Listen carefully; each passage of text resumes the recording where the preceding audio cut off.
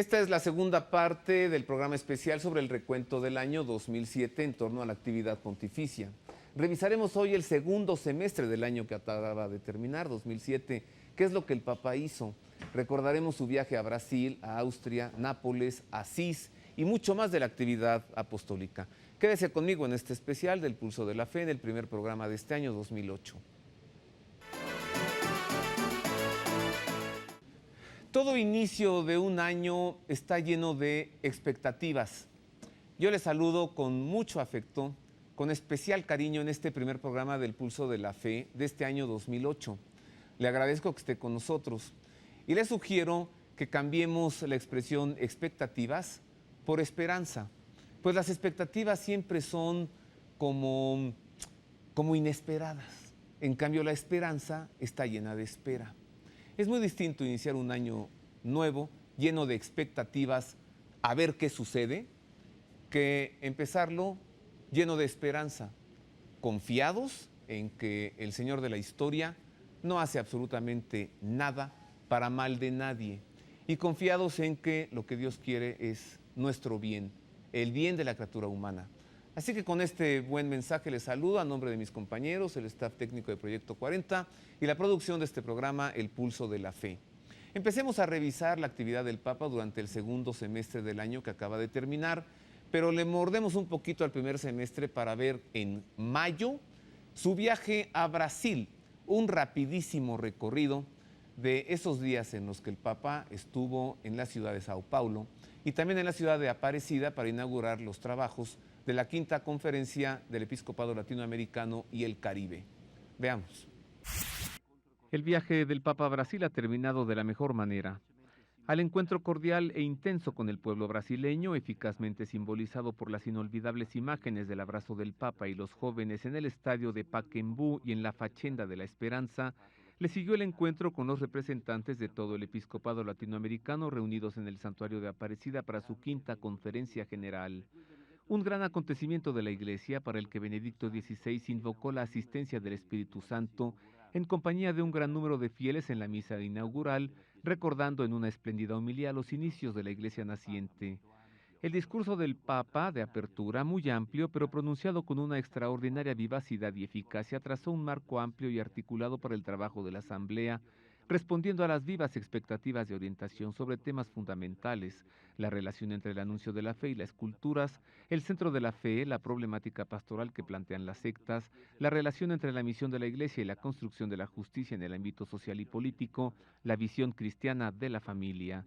Discurso en línea con el magisterio anterior, pero caracterizado por el estilo Ratzinger, sistemático y lineal en su profundidad conceptual y en algunos temas cruciales como la reafirmación en una visión de la realidad y de la vida de las que no puede Dios ser marginado, ni debe serlo si no se quiere correr riesgos gravísimos para la humanidad de hoy y de mañana.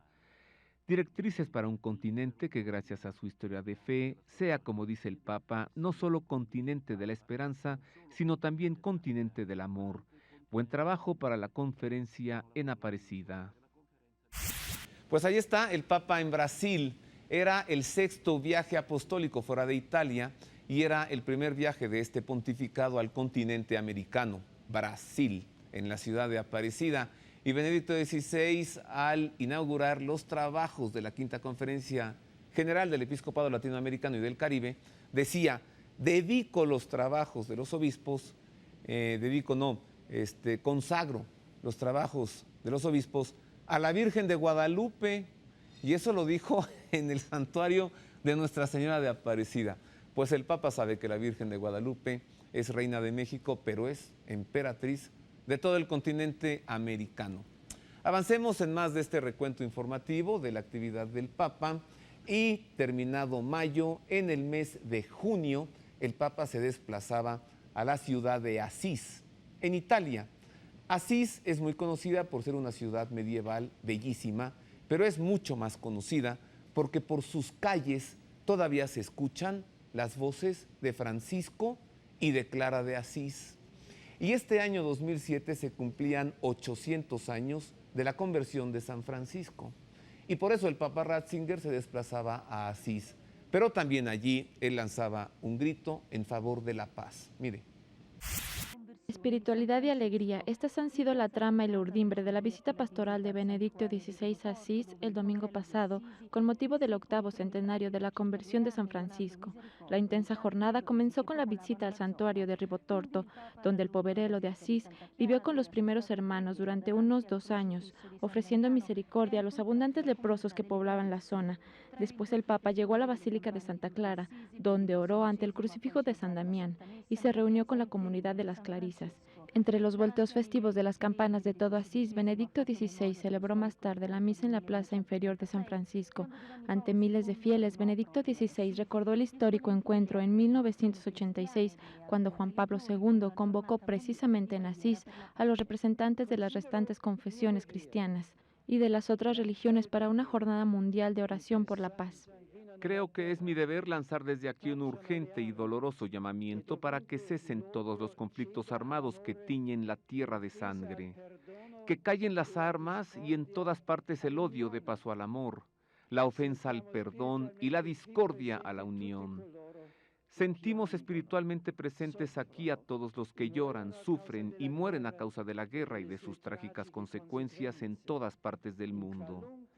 Nuestro pensamiento se dirige directamente a Tierra Santa, a la que tanto amaba San Francisco, a Irak, al Líbano y a todo el Oriente Medio. Las poblaciones de esos países conocen desde hace ya demasiado tiempo los horrores de los combates, del terrorismo, de la violencia ciega, la ilusión de que la fuerza puede resolver los conflictos, el rechazo a escuchar las razones del otro y de hacerles justicia. El espíritu de Asís, continuó el pontífice, sigue extendiéndose por el mundo, oponiéndose al espíritu de violencia, el abuso de la religión como pretexto para la violencia, y la figura de San Francisco, hombre de paz, tiene una garantía de autenticidad cristiana, ya que su vida y su mensaje se apoyan visiblemente en la opción por Cristo. A través de los ejemplos de David, de San Francisco y del apóstol Pablo, el Papa trazó el camino de la conversión, un camino que conduce al hombre a la dulzura, un camino en el que se descubre la misericordia, que no cambia las connotaciones del pecado, sino que lo queman en el fuego del amor. Es precisamente la capacidad de San Francisco de haberse transformado totalmente en Cristo, que le hace todavía hoy tan actual respecto a los grandes temas de nuestro tiempo: la búsqueda de la paz, la protección de la naturaleza, la promoción del diálogo entre todos los hombres. Francisco es un verdadero maestro de estas cosas, pero lo es partiendo de Cristo, porque verdaderamente Cristo es nuestra paz. Como fin de la celebración, el pontífice, acompañado por el padre Vicenzo Colli, custodio del Sacro Convento, descendió a la Basílica Inferior a visitar la tumba de San Francisco y allí se detuvo a orar. Por la tarde, el encuentro con las hermanas clarisas capuchinas alemanas del monasterio de la Santa Cruz en Asís, donde estuvo hospedado varias veces cuando era cardenal, y el encuentro con los participantes en el capítulo general de la Orden Franciscana de los Hermanos Menores Conventuales y con la comunidad del Sacro Convento. A todos, en un mensaje les dirigió Benedicto XVI la invitación de dar siempre testimonio con ánimo y con coherencia del mensaje de Francisco, resistiendo la engañosa fascinación de modas pasajeras para hundir las raíces en el designio de Dios y de esta forma discernir las verdaderas necesidades de los hombres, un tema que profundizó también en el encuentro con el clero y los religiosos en la Catedral de San Rufino. Los cristianos de nuestro tiempo tienen que hacer frente cada vez más a menudo a la tendencia a aceptar un Cristo disminuido, admirado en su humanidad extraordinaria, pero rechazado en el misterio profundo de su divinidad. El mismo Francisco sufre una cierta mutilación cuando se le saca a colación como testigo de valores, incluso importantes, que aprecia la cultura moderna, pero olvidando que la elección profunda, podríamos decir, el corazón de su vida, es la elección de Cristo. La última etapa de esta intensa peregrinación a los lugares que fueron escenario de la vida de San Francisco y Santa Clara fue el encuentro con los jóvenes en la Basílica de Santa María de los Ángeles, donde se encuentra la porciúncula. Benedicto XVI señaló a 10.000 jóvenes reunidos el ejemplo de San Francisco y Santa Clara para distinguir las incidencias de nuestro tiempo: la droga que introduce a jóvenes en paraísos artificiales, el orgullo, la búsqueda desmedida de nosotros mismos, el egoísmo y el deseo de quedar por encima encima. El sufrimiento para discernir la verdad. Con afecto, el Papa exhortó nuevamente a todos a encontrar a Cristo, la verdadera vida. Hago mía una vez más la invitación que a mi querido predecesor Juan Pablo II le gustaba lanzar siempre, especialmente a los jóvenes. Abran las puertas a Cristo, ábranlas como hizo Francisco, sin miedos, sin cálculos, sin medida. Sean, queridos jóvenes, mi alegría como lo fueron de Juan Pablo II. Pues eso en Asís, en Italia, en el mes de junio. Mire, Asís es una ciudad que sus calles son de piedra, pero su cielo es el más claro del planeta, no sé por qué. No hay nubes, y cuando hay, no llueve. Sin ponerme romántico, el cielo llora, llora de alegría, porque yo no sé por qué, pero en Asís, si hay algo que se respire, es la paz. Y por eso siempre los encuentros interreligiosos son en Asís, y por eso siempre que el Papa está en Asís, lanza un llamamiento por la paz. Así que en el mes de junio de 2007, allí estuvo el Papa Benedicto XVI, celebrando, como le decía, los 800 años de la conversión de San Francisco. Pero para el siguiente mes, el mes de julio, el Papa presentaba un documento que se llama Motu Proprio sobre la celebración de la liturgia. De nombre este documento Sacramentum Caritatis. El Papa pedía que la celebración de la Eucaristía tenía que ser más sobria y los gestos y manifestaciones del pueblo más sobrios también. Pedía sobriedad, elegancia y belleza para la celebración de la Eucaristía, para la liturgia. Recordemos ese documento que provocó también muchos comentarios el año pasado.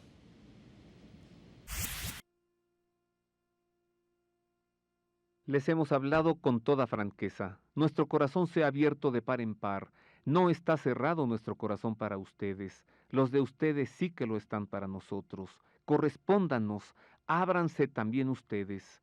Benedicto XVI repite y hace suyas estas palabras de San Pablo en el punto culminante de su carta de presentación del reciente Motu Proprio sobre la liturgia, para expresar de la manera más profunda e intensa cuál es el espíritu que le anima, y continúa: abramos generosamente nuestro corazón y dejemos que entre todo aquello a lo que la fe abre lugar. Como era de esperar, tras la publicación del documento ha habido por una parte quien, creyéndose mejor intérprete del concilio que el Papa, ha lamentado una tradición de la reforma litúrgica de Paulo VI, y por otra parte, quien, irguiendo la cabeza, ha proclamado que siempre tuvo razón en sus posiciones de rechazo de la renovación. Pero la mayor parte de los fieles y todos los obispos han leído y escuchado con atención y espíritu de obediencia para captar el significado más auténtico de la decisión del Papa, que es un clarísimo mensaje para ensanchar el corazón, de acogida recíproca, de reconciliación. Tenemos dos formas, una ordinaria y una extraordinaria, de un único rito de celebración de la misa. El misterio de la muerte y resurrección es tan grande que no puede identificarse de una forma definitiva y exclusiva con una u otra forma del rito que lo celebra. Por eso la liturgia es un camino continuo, sin rupturas, conducido en la fe y la caridad por quien tiene la suprema responsabilidad de la unidad de la Iglesia. Ni el misal de Pío V y Juan XXIII, que utiliza una pequeña minoría, ni el de Paulo VI, que usa hoy la gran mayoría con gran fruto espiritual, serán la última ley de la oración de la Iglesia Católica. En el camino de la Iglesia a través de la historia también está el camino de la celebración litúrgica, porque podemos encontrar cada vez mejor al Señor, su muerte y su resurrección, fuente de nuestra vida. Este es el punto central que nos atrae hacia la unidad. Bueno, el mes de julio, además de presentar el documento de su Motu Proprio, Sacramentum Caritatis, el Papa pudo en julio tomar su periodo de descanso. Una vez al año toma vacaciones y estuvo en una localidad italiana que se llama Lorenzago di Cadore. En la nota que le entregamos enseguida, pues es una colección de las más bellas imágenes del Papa durante su periodo de descanso. También desde allí, desde Lorenzago, volvió a levantar la voz en favor de la paz. 600 habitantes que se convierten en 6.000, un pueblecito que se convierte en metrópolis, tomado desde abajo por fieles y turistas, y desde arriba por los ojos de Mundovisión. Durante 18 días, Lorenzago di Cadore ha sido la casa del Papa, y miles de personas han subido desde los valles o bajado por los senderos de las montañas para converger en los 900 metros de esta amena localidad de los Dolomitas Beloneses y vivir de nuevo las sugerencias normalmente reservadas al entorno romano. Le ha llegado íntegramente a Benedicto XVI la reverberación del afecto y del respeto hacia su persona, aunque discretamente protegido por la reserva de la pequeña villa puesta a su disposición, sumergida en el verde y encrucijada de senderos, a lo largo de los cuales el Papa realiza paseos vespertinos en oración, acompañado por su secretario, Monseñor George, pero incluso preservado en su reposo por un marco natural que ha suscitado muchas veces en el pontífice comentarios de admiración por su belleza. Benedicto XVI ha pasado un tiempo no en aislamiento, sino todo lo contrario. Prueba de ello son las decenas de encuentros ocasionales que han visto a grupos de turistas emocionados cruzarse de improviso durante una excursión por la falda de los montes, con la sotana blanca del Papa que se ha detenido puntualmente para intercambiar un saludo, impartir una bendición o acariciar a los niños. Clara, Clara, ¿qué te ha pasado? me he caído. ¿Te has caído? Cúrate bien. Pero lo prueban sobre todo las citas dominicales que han visto al pontífice presidir 2 veces el Angelus y la segunda ocasión en la Plaza Calvi de Lorenzago, convertida por un día en una pequeña y concurridísima plaza de San Pedro en miniatura, también para lanzar una vibrante petición de paz y de renuncia a las armas que algunos han definido como memorable.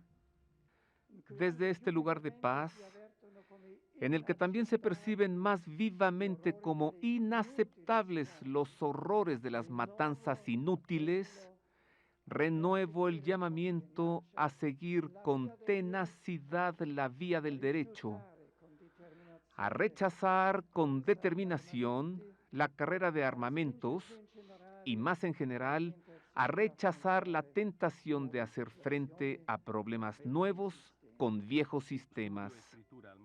Estudio y escritura por la mañana, paseos a la caída de la tarde, con el rosario entre las manos. Este es el ritmo que ha impuesto Benedicto XVI a su estancia en Cadore, pero no todos los encuentros en camino del Papa han sido fuera del programa. Benedicto XVI ha visitado algunas iglesias de montaña de los pueblos colindantes con Lorenzago, la iglesia de Lozzo, dedicada a Nuestra Señora de Loreto, o la iglesia de Danta di Cadore, colgada en las alturas con un paisaje encantador.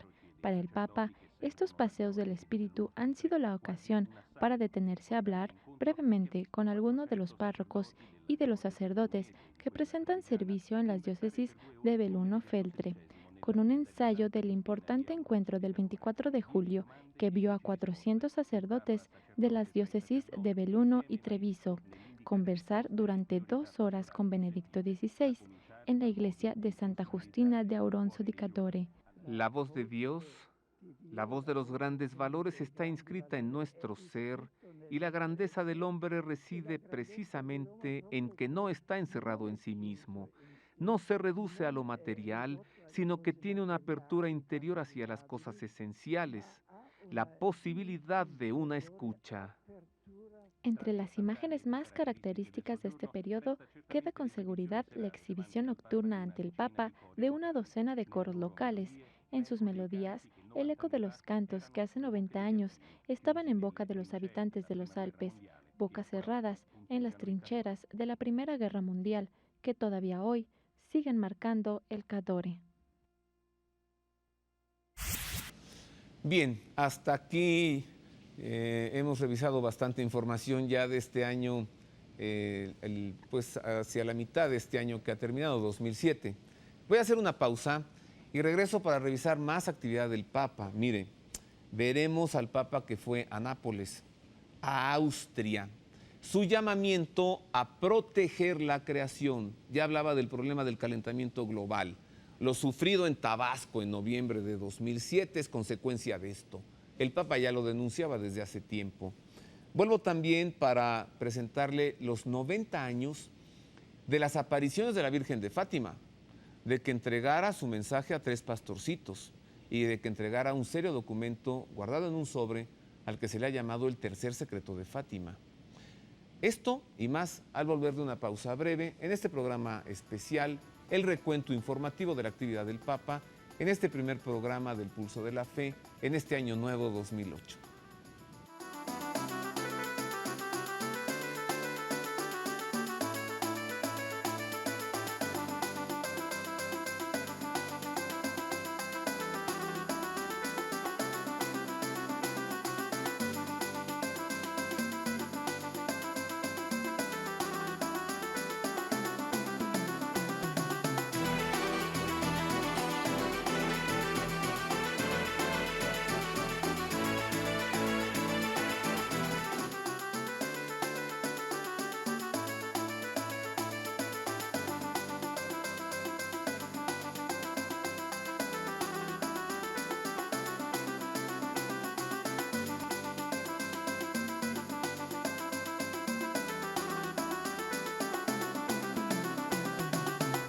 En efecto, el Papa Benedicto XVI estuvo en Austria del 7 al 9 de septiembre, en lo que ha sido su 7º viaje apostólico fuera de Italia. Estamos en este programa especial del Pulso de la Fe, el primero de este año 2008, presentándole a usted un recuento informativo de la actividad del Papa. Vayamos pues a estas imágenes muy buenas, pues son desde el avión del vuelo apostólico. El Papa viajaba de Roma a Austria, viajaba a Viena y allí en el aeropuerto tuvo un encuentro con los periodistas acreditados en el vuelo pontificio, en el viaje apostólico. Les sugiero que ponga atención a los personajes que están rodeando al Papa en el avión, pues a la izquierda del Papa, a la derecha suya, viendo la pantalla de frente, está el padre Federico Lombardi. Él es director de la Sala de Prensa de la Santa Sede, es director del Centro Televisivo Vaticano y es director de la Radio Vaticana. Del otro lado del Papa está Roberto Gianni. Él es el coordinador de los viajes apostólicos. Detrás del Papa está el cardenal secretario de Estado, Tarcisio Bertone. Y detrás del cardenal Tarcisio Bertone, el personaje rubio, él es el padre George Ganswein, secretario personal del Papa Benedicto XVI. Estas son las imágenes en el avión del vuelo apostólico hacia Viena para el viaje del Papa en Austria. Él viajó como peregrino para encontrarse con la Virgen en el santuario de Nuestra Señora de Mariazell. Mire. Mi viaje quiere ser sobre todo una peregrinación. Querría unirme a esta larga fila de peregrinos en el curso de los siglos.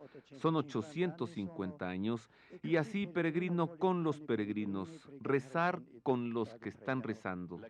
La Iglesia austriaca atravesó en los años 90 un momento difícil e inquieto, con tensiones pastorales y contestación. ¿Piensa el Santo Padre que se han superado estas dificultades? ¿Piensa ayudar con esta visita a sanar las heridas y promover la unidad en la Iglesia, también entre aquellos que se sienten marginados de la Iglesia? Ante todo, quisiera decir gracias a todos los que han sufrido durante estos últimos años. Sé que la Iglesia en Austria ha vivido tiempos difíciles.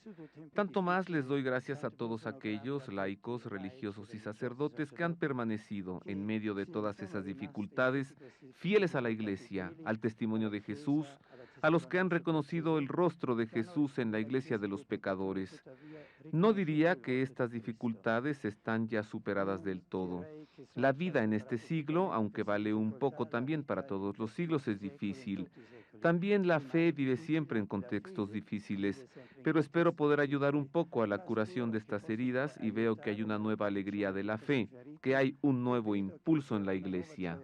Para mí personalmente es importante escuchar al Santo Padre para recibir fuerzas de una persona que mira a Cristo y me da ejemplo de vida.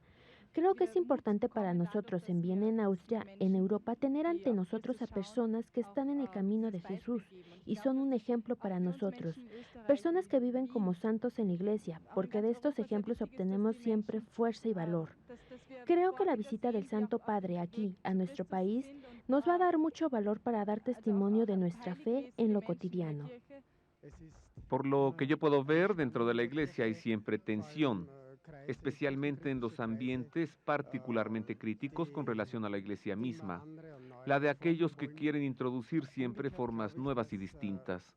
Por el contrario, creo que ha habido muchas renovaciones, especialmente ha sido el viento del Concilio Vaticano II que con movimientos fuertes, la renovación carismática y las nuevas comunidades religiosas ha traído nueva vida a la iglesia austriaca.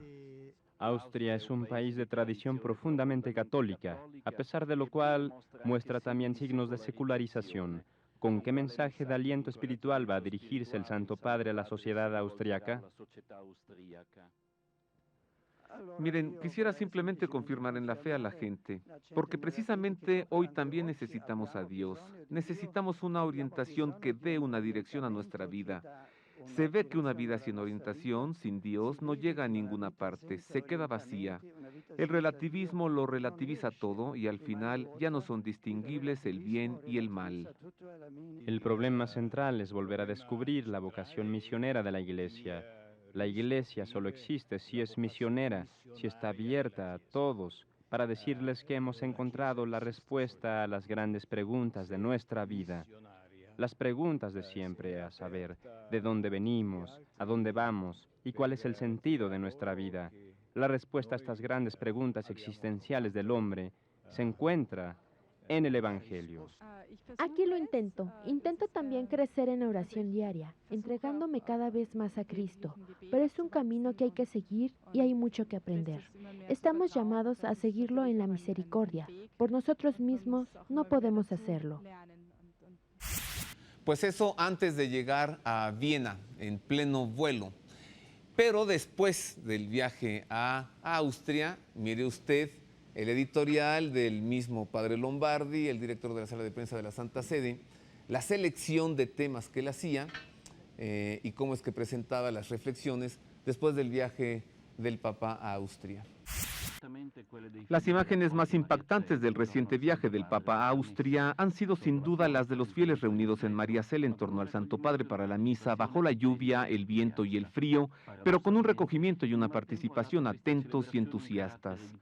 Paradójicamente, el mal tiempo dio a esta celebración un carácter de significado especial y extraordinario, un hermoso testimonio de compromiso de fe, de unión con el sucesor de Pedro. No multitudes inmensas, sino el núcleo de una iglesia fiel y decidida que hace esperar algo bueno para el futuro.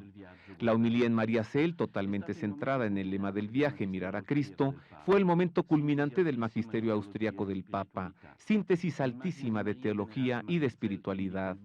La imagen de María que se venera en Mariazell señala al niño, invita a mirarlo y al levantar la vista por encima del altar del santuario se encuentra el crucificado.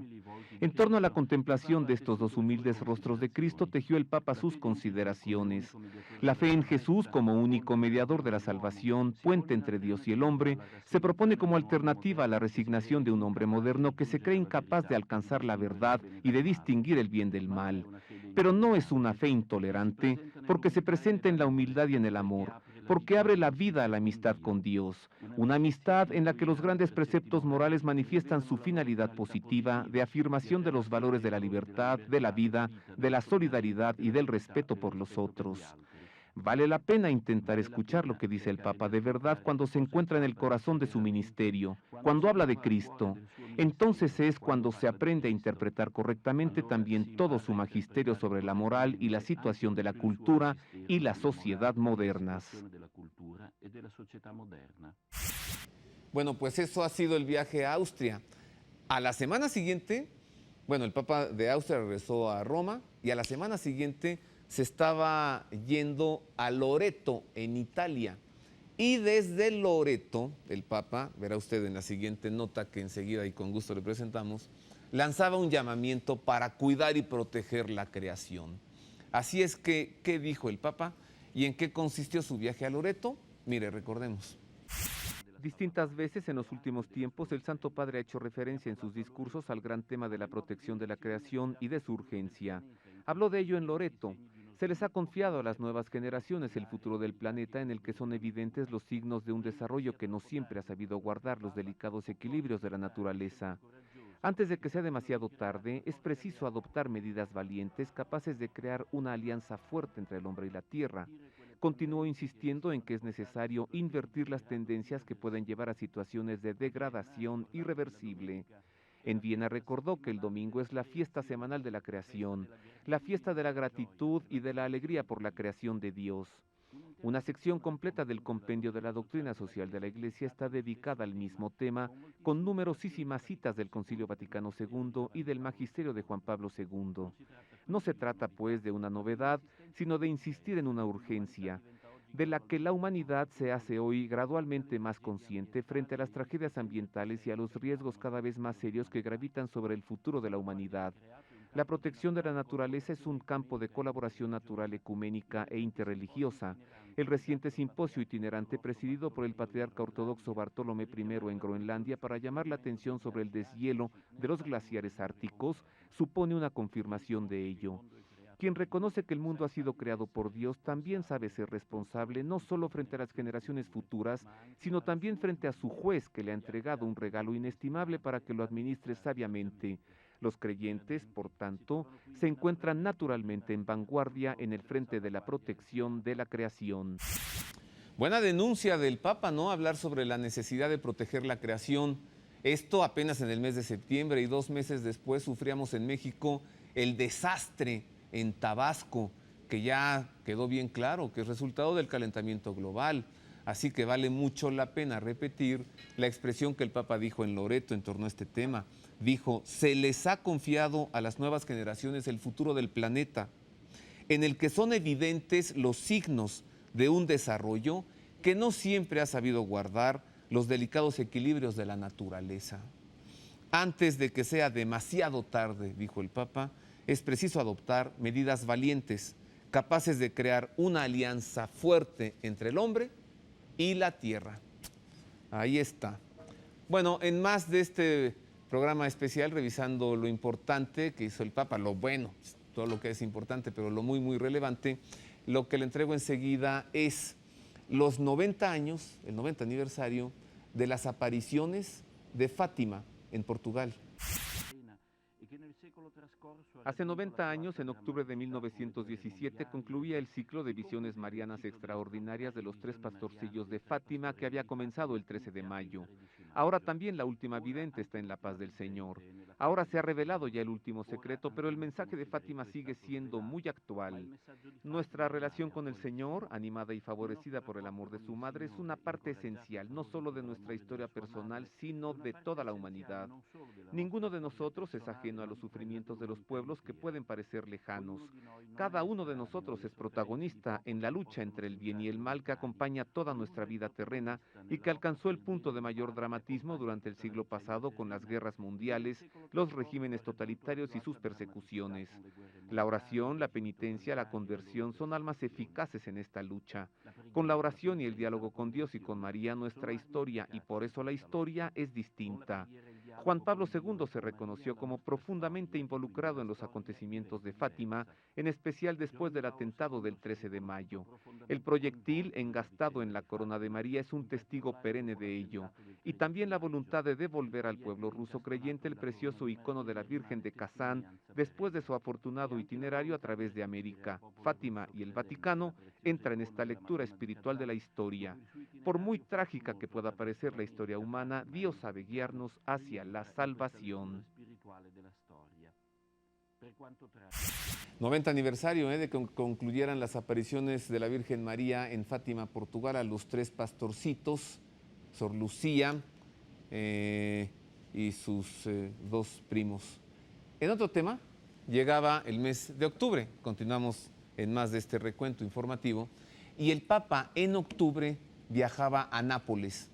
Un viaje difícil, pues si en Sicilia surgió la mafia, en Nápoles surgió y se mantiene vigente lo que le llaman los italianos la camorra napolitana.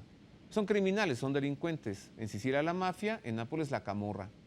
El Papa fue a Nápoles, nuevamente con un mensaje de paz.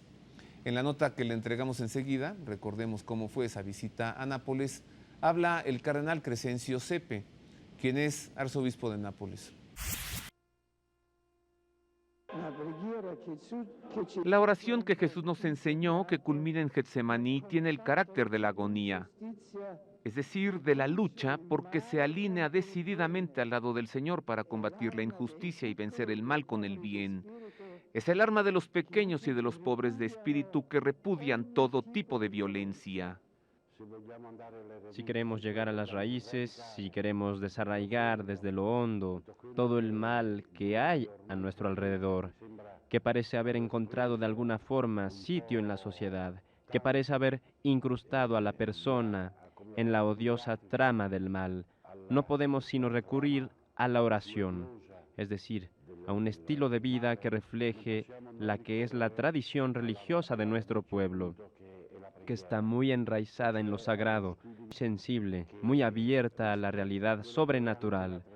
La oración transforma, la oración une a Dios, la oración nos hace también sentir el gusto de ser hermanos, la oración llena los corazones. Las condiciones atmosféricas no eran las mejores, pero la visita de Benedicto XVI a Nápoles llevó un rayo de luz al corazón de muchas personas que todos los días se enfrentan a las injusticias, a la violencia, a la pobreza. El Papa rasgó el velo de la resignación y apuntó contra la falta de vivienda, el desempleo y el subempleo, la falta de perspectivas de futuro, contra el deplorable número de delitos de la camorra, contra la violencia que, por desgracia, tiende a convertirse en una extendida mentalidad, insinuándose en la trama de la vida social. Al mismo tiempo, en la homilía pronunciada en la Plaza Plebiscito, el pontífice habló de las energías sanas de la gente buena, que todavía puebla el Golfo. Benedicto XVI pidió a todos que recen insistentemente, incesantemente, porque la fe es esperanza, que abre la tierra a la fuerza divina, porque el Padre Celeste no deja caer en el silencio las oraciones de sus hijos, porque la oración es la mayor fuerza de transformación del mundo. Qué importante es, pues, intensificar los esfuerzos para una estrategia seria de prevención que haga hincapié en la escuela, en el trabajo y en ayudar a los jóvenes a gestionar el tiempo libre. Es necesaria una intervención que involucre a todos en la lucha contra toda forma de violencia, partiendo de la formación de las conciencias y transformando las mentalidades, las actitudes, los comportamientos de todos los días. Tenemos que dar signos de esperanza concretos. No podemos seguir solo prometiendo, proyectando las cosas hacia un futuro que todavía no existe. Es necesario construir hoy el futuro. Es el presente el que construye el futuro. Y es necesario realizar todo esto concretamente. En Nápoles, las parroquias, los sacerdotes están trabajando mucho, por ejemplo, creando oratorios para sacar a los niños de la calle. Y casi todas las parroquias viven ya esta realidad. Benedicto XVI, que por la tarde fue a la catedral, a la capilla de San Genaro, para adorar al Santísimo Sacramento y venerar las reliquias del santo, expresó también su cercanía y estima a los pastores de la Iglesia de Nápoles. A ellos les pidió que anuncien la palabra, que insistan en toda ocasión, oportuna e inoportunamente, perseverando en la oración por y con los fieles, confiados a sus cuidados pastorales, para hacer frente cada día a la buena batalla del Evangelio. Los párrocos, los sacerdotes son grandes héroes, a pesar de las dificultades, a pesar de enfrentarse cada día a enormes problemas, de todo tipo, de todo género. No solo no han perdido la esperanza, sino que se sienten continuamente motivados para dar testimonio de Cristo y de su anuncio. Ahí tiene usted la crónica del viaje del Papa a Nápoles, en Italia, una ciudad muy industriosa, Nápoles, y la ciudad donde se inventaron las pizzas. Las pizzas napolitanas son las más sabrosas del mundo. Y una ciudad, Nápoles también, donde se hace una pasta la pasta a la napolitana, riquísima, de veras, muy sabrosa y muy industrial Nápoles, es además un puerto y hay buena pesca allí.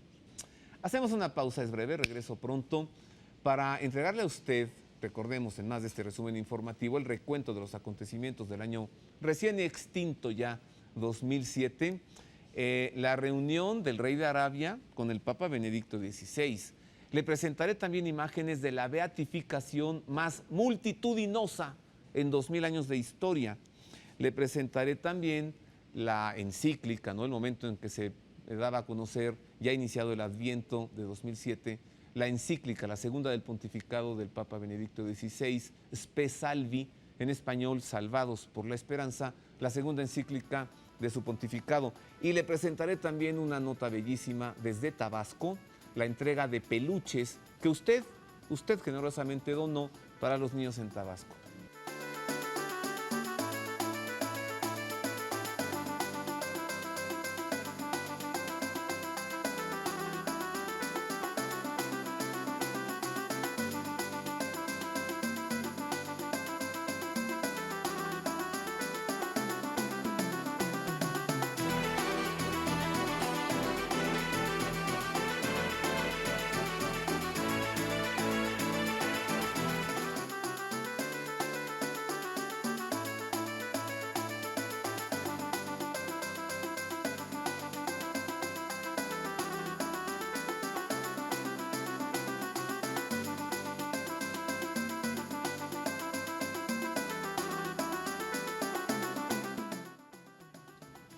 Y continuamos en más de este programa especial El Pulso de la Fe, el primer programa de este año 2008, en el que le estamos presentando el recuento de la actividad del Papa durante el año que acaba de terminar, 2007, un año que, por cierto, pues ¿qué lectura hace usted de este año? Cuando termina un año, todos tenemos la siguiente apreciación. ¿Fue bueno o fue malo? Sí, pero ¿a partir de qué valores? Si alguien tiene por valor el dinero, pues en base a eso podrá calificar el año 2007 como estuvo, ¿no? Si tuvo mucho dinero dirán fue muy bueno, si no tuvo dirán fue muy malo. Pero hay que valorar también lo que es la salud, el amor, la familia, el trabajo, los amigos. Hay quien no tiene amigos y los amigos son grandes y poderosos compañeros que Dios nos concibió desde antes de crearnos para que nos acompañaran durante la vida.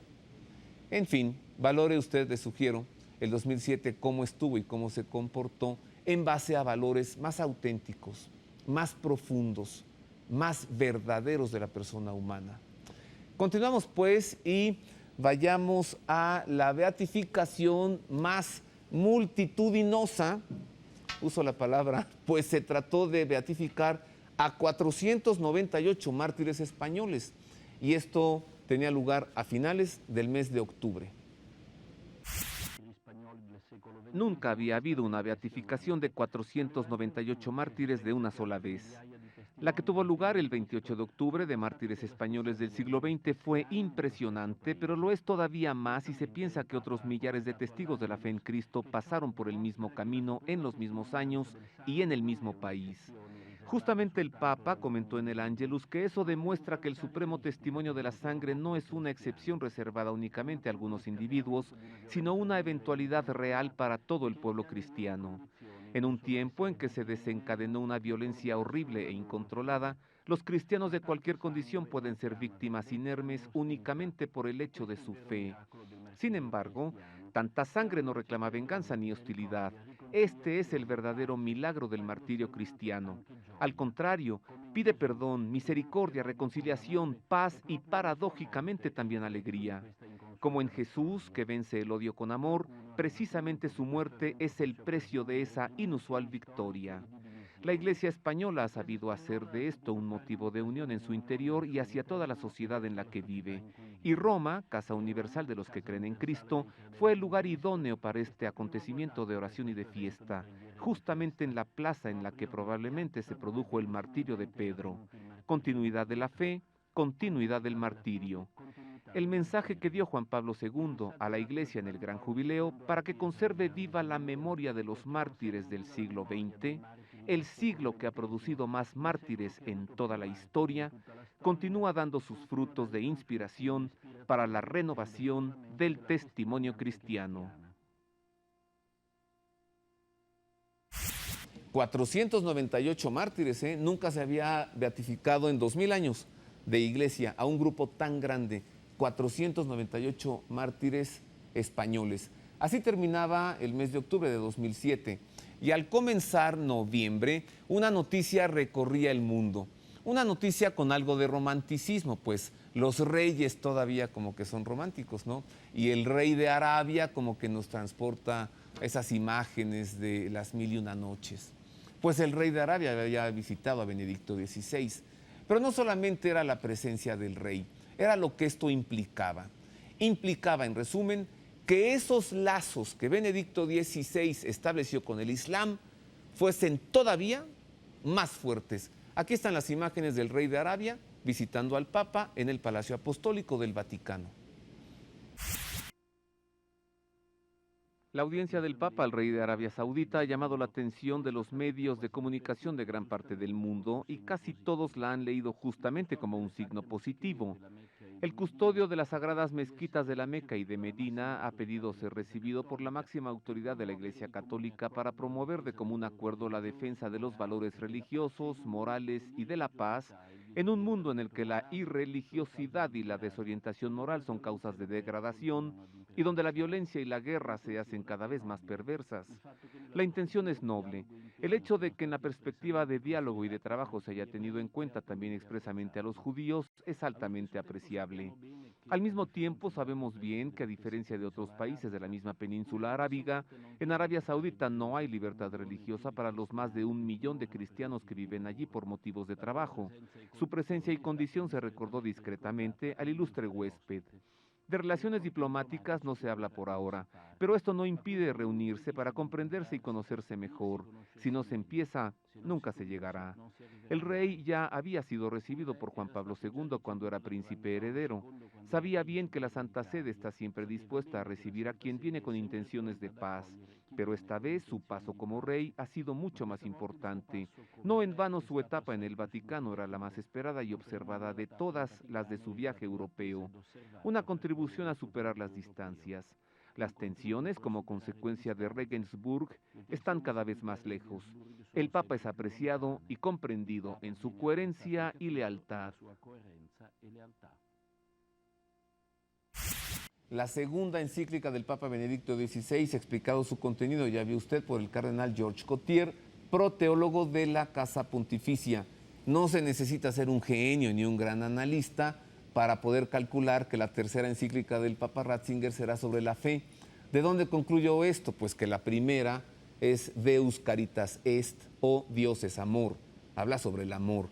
La segunda, Spe Salvi, habla sobre la esperanza. Van 2 virtudes teologales. ¿Cuál es la tercera? La fe. Así que posiblemente en este año 2008, tal vez también hacia el Adviento, Benedicto XVI nos sorprenda con su tercera carta encíclica hablando sobre la fe.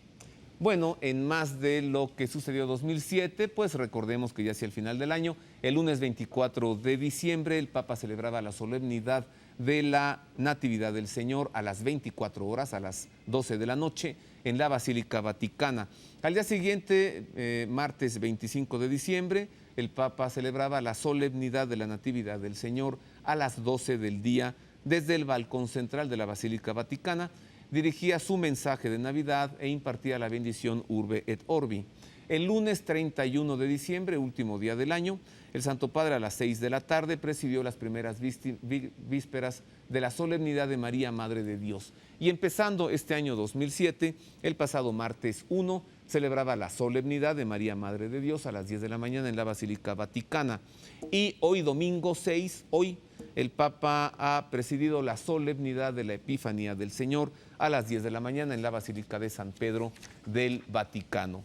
Terminábamos el año de 2007, gracias a usted que hace favor de vernos y escucharnos, entregando una caricia a los niñitos de Tabasco. Un grupo de 22 personas, nos dirigimos a Villahermosa, estuvimos con el señor arzobispo en la catedral. Las imágenes que usted está viendo en pantalla ya son la entrega de estos peluches. Después de la misa en catedral con Monseñor Benjamín Castillo Plasencia, acudimos a 2 albergues, uno de ellos custodiado por la Marina y otro por el Ejército. Y usted ve allí las imágenes tan contrastantes, los soldados altos, grandes, con los niñitos junto a ellos, recibiendo los peluches que usted mismo donó y que entregó en los centros de acopio que para ello instituimos. Ver estas caritas, esos ojos brillantes, esas sonrisas amplias, para unos niñitos que no tenían nada, absolutamente nada, y que gracias a usted les llegó un peluche al que ahora abrazan y quieren y acarician, pues fue verdaderamente un gran consuelo en medio de su tristeza por los desastres ocasionados allí en Tabasco por el planeta que está ya fuera de control debido al calentamiento global. Y con esto, después de tan bellas imágenes de los niñitos recibiendo peluches, con esto llegamos por ahora al final del Pulso de la Fe, en este primer programa del año. Le deseamos a usted, no solamente yo, este equipo que para usted trabaja, mire, mis compañeros, el equipo de producción de este programa y mis compañeros, el staff técnico de Proyecto 40, le deseamos que este año 2008 sea para usted muy bueno, pero que esté lleno de fe, porque si le quitan la fe, le quitan todo, de esperanza, porque si le quitan la esperanza difícilmente podrá hacer algo, y de amor, porque el que no ama no conoce a Dios, y quien no conoce a Dios no tiene muchas expectativas para ser feliz. Tenga pues un feliz año 2008. Gracias.